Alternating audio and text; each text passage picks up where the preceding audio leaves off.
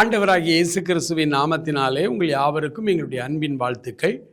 மத்தேயு எழுதின சுவிசேஷம் 5ஆம் அதிகாரத்திலே 29, 30 ஆகிய வசனங்களை இந்த காலை வேளையிலே நம்ம தியானிக்கலாம். அந்த வசனத்தை உங்களுக்காக நான் வாசிக்கிறேன். உன் வலதுகண் உனக்கு இடறல் உண்டாக்கினால் அதை பிடுங்கி எறிந்து போடு. உன் சரீரம் முழுவதும் நரகத்தில் தள்ளப்படுவதை பார்க்கிலும் உன் அவயவங்களில் ஒன்று கெட்டுப்போவது உனக்கு நலமாயிருக்கும். உன் வலதுகை உனக்கு இடறல் உண்டாக்கினால் அதை தரித்து எறிந்து போடு. உன் சரீரம் முழுவதும் நரகத்தில் தள்ளப்படுவதை பார்க்கிலும் உன் அவயவங்களில் ஒன்று கெட்டுப்போவது உனக்கு நலமாயிருக்கும்.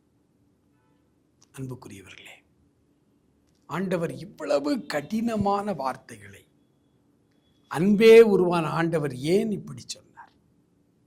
ஏனென்றால் நரகம் நமக்கு உருவாக்கப்பட்டதல்ல. அன்பே உருவான தெய்வம் தான் உருவாக்கின பிள்ளைகள் போய் நரகத்திலே போய் விழுவதை அவர் சம்மதிப்பாரா? சம்மதிக்கவே மாட்டார். நமக்கு தெரிந்திருக்கிறபடி நரகம் என்கிற அந்த காரியம் சாத்தானுக்காகவும் அவனுடைய தூதர்களுக்காகவும் மட்டுமே ஆயத்தமாக்கப்பட்டது. அதனால தான் அதில் போய் நம்மில் ஒருவரும் அதில் போய் விழுந்துடக்கூடாது அப்படின்னு தான் தேவன் தம்முடைய ஒரே பேரான குமாரனை விசுவாசிக்கிறவனோ அவன் கெட்டு போகாமல் நித்திய ஜீவனை அடையும்படி அவரையே தந்தருளி இவ்வளவாய் உலகத்தில் ஒரு மனிதன் கூட நரகத்துக்கு போய்விடக்கூடாது என்றுதான் கடவுளே மனிதனாய் இறங்கி வந்து நமக்கு பாவ பிராயச்சித்தமாய் பலியாய் அவர் ரத்தம் சிந்தினார், நம்மை மீட்டு கொள்ளும்படிக்கு.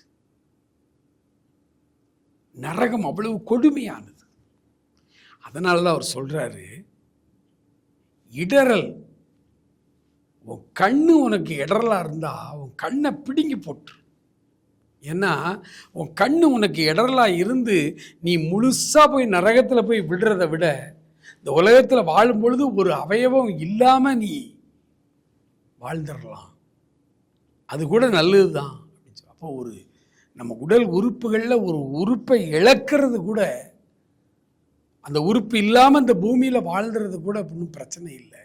ஏன்னா எல்லா உறுப்புகளோடு நீ வாழ்ந்து நீ நரகத்தில் போயது காட்டிலும் அவ்வளவு கடுமையான வார்த்தைகளை சொல்லணும் ஆண்டவர் அப்படின்னா அந்த நரகம் எப்படிப்பட்ட இடம் என்று கற்பனை செய்து கொள்ளுங்கள். நரகத்தில் போய் நம்ம விழாமல் இருக்கிறதுக்கு நம்ம என்ன வேணாலும் செய்யலாம். அந்த பூமியில் எதை வேண்டுமானாலும் விட்டு கொடுக்கலாம். கண்ணையே விட்டு கொடுத்துருங்கிறார். வலது கை இதுதான் ரொம்ப முக்கியம். வலது கையவே தரிச்சு போட்டுரு அப்படிங்கிறார்.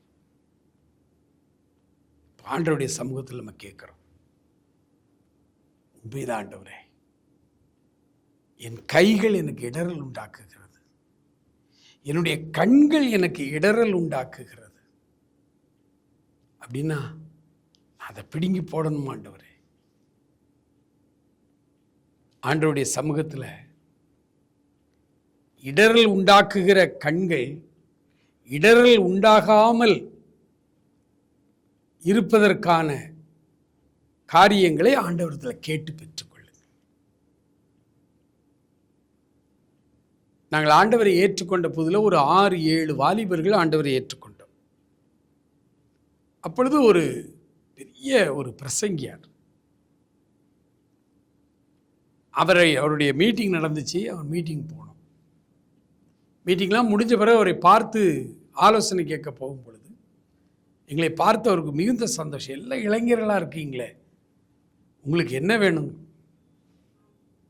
அப்போ நாங்கள் சொன்ன, புதுசாக வந்திருக்கிறோம், ஆண்டவருக்காக வைராக்கியமாக வாழ்ந்துக்கிட்டு இருக்கிறோம், எங்களுக்கு ஏதாவது ஒரு ஆலோசனை சொல்லுங்க போது அவர் சொன்னார், உங்கள் அத்தனை பேருடைய கண்களும் ஆண்டவரை பார்க்கிற கண்களாய் மாற வேண்டும் அப்படின்னார்.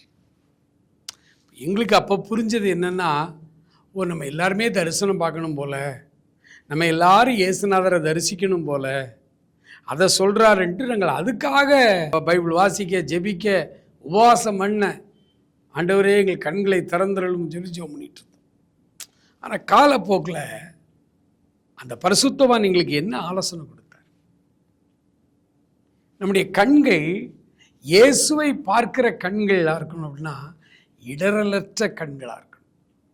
ஆண்டவர் இந்த உலகத்தை எப்படி பார்ப்பாரோ அப்படி நாம் பார்க்கணும். அந்த சுபாவத்தை நமக்குள்ள உருவாக்கி கொள்ளணும். அப்பொழுது இந்த இடரல்கள் எல்லாம் ஒழிந்து போகும். ஆண்டவர் உங்களை ஆசீர்வதிப்பாராக.